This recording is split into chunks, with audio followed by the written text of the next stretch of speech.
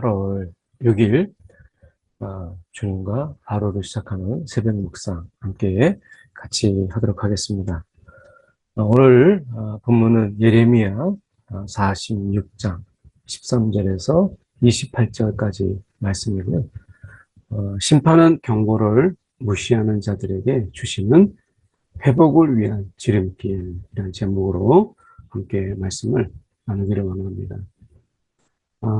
13절 바벨론의 느부갓네살 왕이 와서 애굽 땅을 7일에 대하여 선지자 예레미야에게 이르신 여호와의 말씀이라.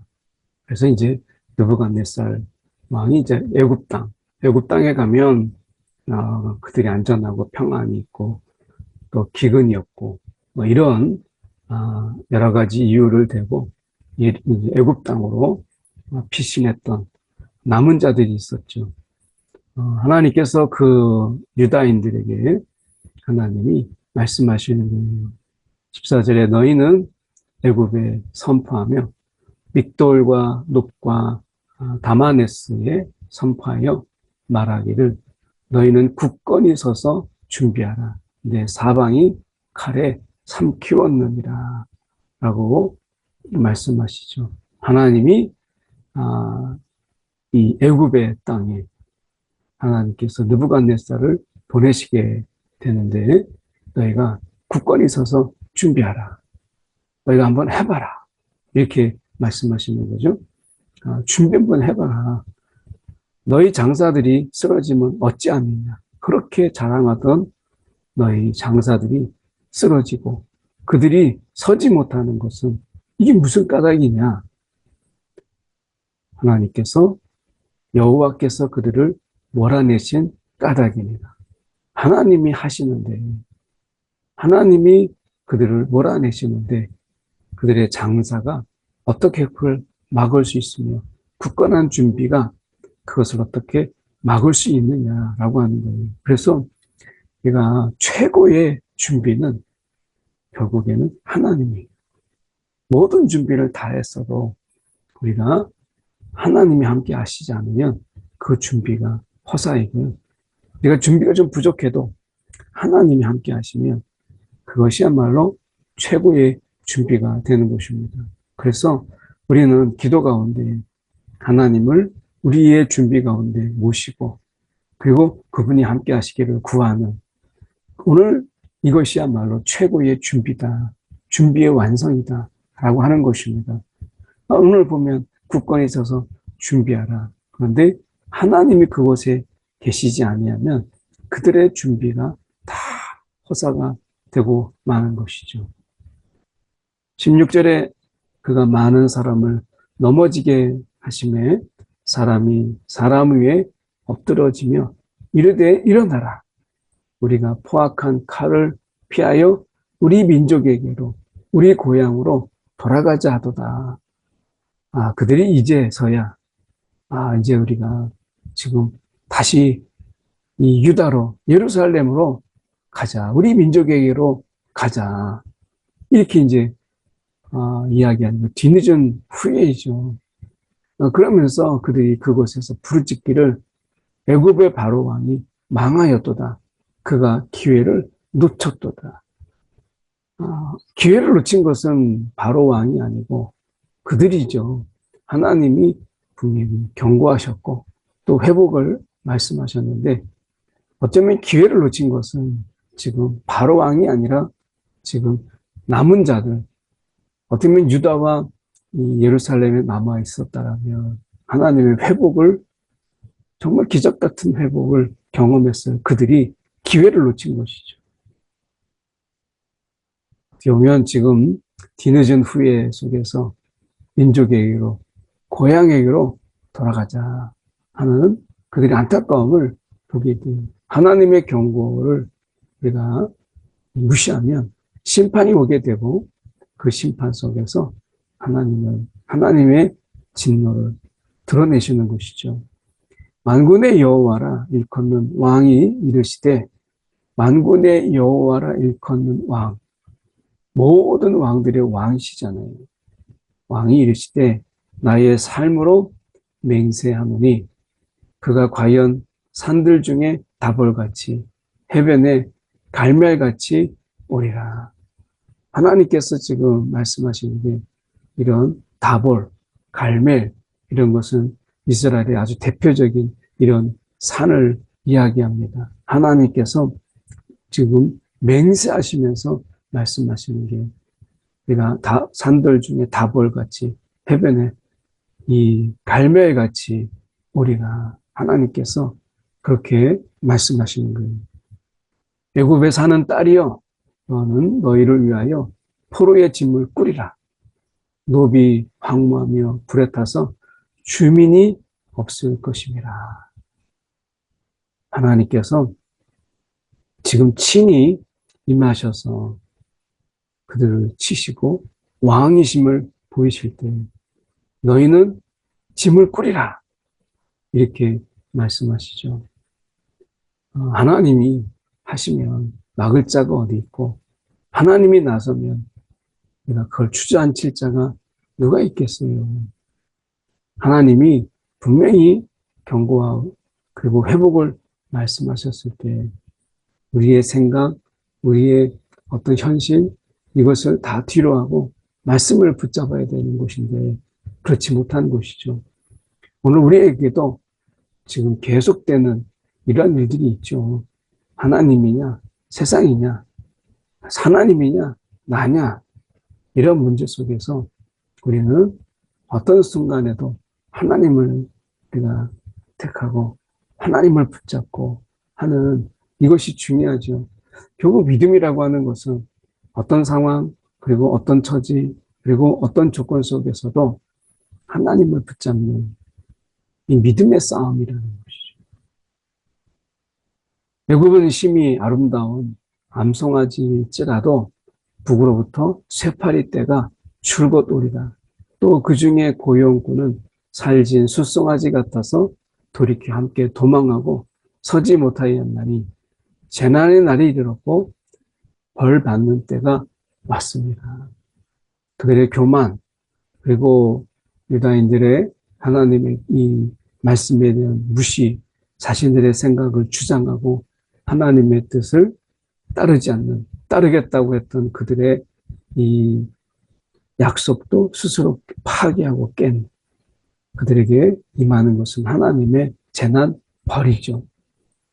애굽의 소리가 뱀의 소리 같으리니 이는 그들의 군대가 벌목하는 자 같이 도끼를 가지고 올 것입니다. 그들의 크게 외치던 소리들은 이제 들리지 않는 그런 혀만 낼름낼름하는 그런 소리, 들릴까 말까 하는 이러한 소리들로 바뀌어버리고 말았어요. 여호와의 말씀이니라 그들이 황충보다 많아서 셀 수 없으므로 조사할 수 없는 그의 수풀을 찍을 것이라.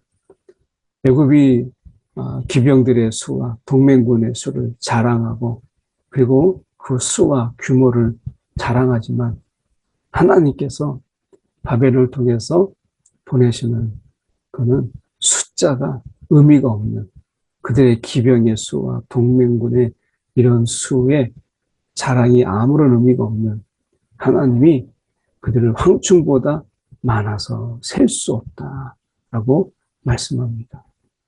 하나님이 지금 철저하게 그들에게 벌하시는 것을 보게 됩니다. 이 하나님께서 대충 하지 않으시는 걸 보게 되죠.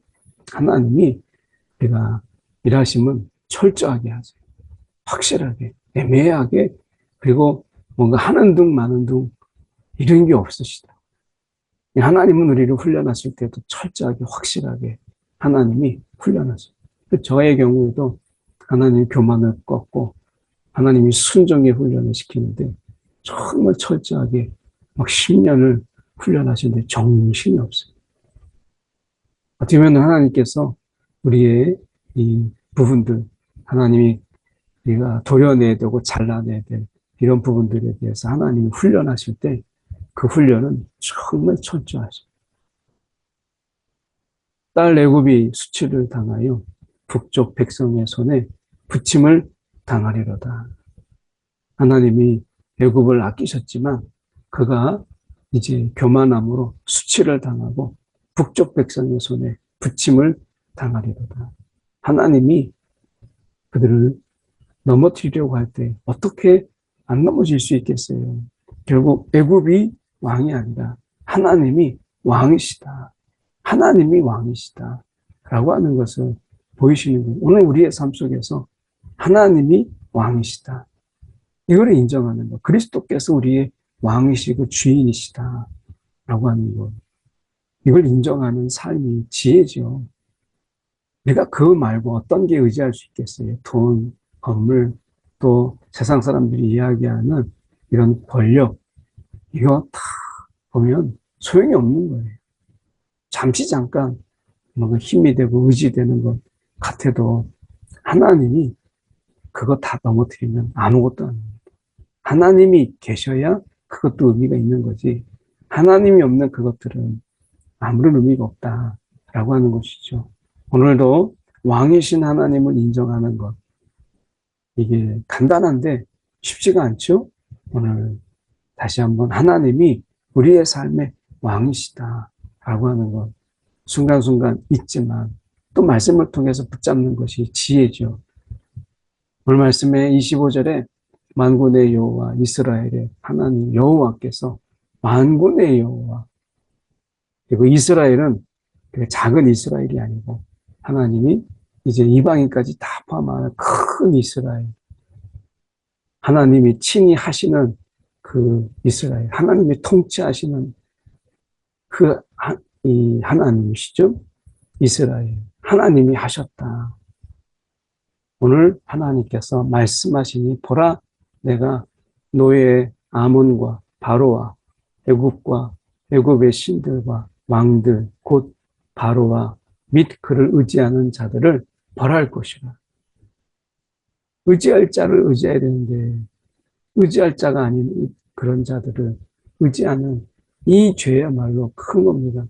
우리가 어느 것을 의지할 것인가 오늘 어떤 것을 우리가 붙잡을 것인가 라고 하는 부분인데요. 우리가 의지하지 말아야 될 것들을 의지하는 것도 죄입니다. 우리가 이 부분을 기억해야 돼요. 의지하지 말아야 될 것들, 의지할 수 없는 것들을 의지하는 것. 우리가 믿음이라는 말의 원어적인 의미는 의탁한다, 의지한다 라고 하는 것이거든요. 그러니까 잘못된 믿음도 분명히 죄입니다. 내가 그들의 생명을 노리는 자의 손, 곧 바벨론의 느부갓네살 왕의 손과 그 종들의 손에 넘기리라. 그럴지라도 그 후에는 그 땅이 이전같이 사람 살 곳이 되리라. 여호와의 말씀입니다. 하나님의 경고를 무시한 그런 자들에게 심판은 확실한 회복을 허락하시는 하나님의 뜻이죠. 이 땅에 이제 교만은 쓸어버리고 자만과 오만은 쓸어버리고 우상으로 더럽혀진 것은 다 쓸어버리고 하나님께서 그 땅을 깨끗게 하신 후에 사람을 살게 하시는 하나님의 회복을 보게 됩니다. 우리의 마음에도 마찬가지죠. 하나님이 더럽혀지고 더 이상 하나님의 복을 주실 수 없을 때 그 더럽고 냄새나고 곰팡이 있는 그 마음에 어떻게 하나님이 은혜를 주시고 복을 주실 수 있겠어요? 하나님이 다 쓸어버리고 그리고 그 가운데 부어주시는 것이죠. 내 종 야곱아 두려워하지 말라. 이스라엘아 놀라지 마라. 보라 내가 너를 먼 곳에서 구원하며 내 자손을 포로된 땅에서 구원하리니 야곱이 돌아와서 평안하며 걱정 없이 살게 될 것이라. 그를 두렵게 할 자가 없으리라. 하나님이 이 심판은 심판으로 멸망으로 끝나지 않음을 보이시는 거예요. 심판은 하나님이 회복을 향하여 나아가는 이 경고를 무시한 자들에게 주신 지름길이에요. 그러니까 하나님은 심판으로 끝나지 않아요. 심판은 회복을 위한 지름길이다. 어떤 자들에게? 경고를 무시한 자들에게. 오늘 하나님의 경고를 우리가 귀담아 들었다면 이런 돌아가는 길은 없을 텐데 하나님이 경고를 무시한 자들에게 심판을 주셔서 회복의 지름길로 이끄시는 이 하나님의 놀라운 은혜를 우리가 보게 돼요. 우리가 이 시간 경고와 은혜, 하나님의 경고가 은혜다. 혹 그것을 듣지 못했을지라도 하나님은 우리가 회복이 있게 하시는 하나님, 우리가 그 하나님을 우리가 바라보게 되는 것이죠. 우리가 이 땅에서 하나님의 구원, 그 열심 우리가 기억하면서 오늘도 하나님이 그렇게 쫓겨나간 자리 가운데서도 돌아오게 하시고 그 먼 곳에서도 하나님이 구원하신 하나님이라면 하나님의 경고에 귀를 기울인 자들은 하나님이 또 얼마나 기뻐하시겠어요. 또 하나님의 말씀에 순종하는 자들에게는 또 얼마나 큰 복을 주시겠어요.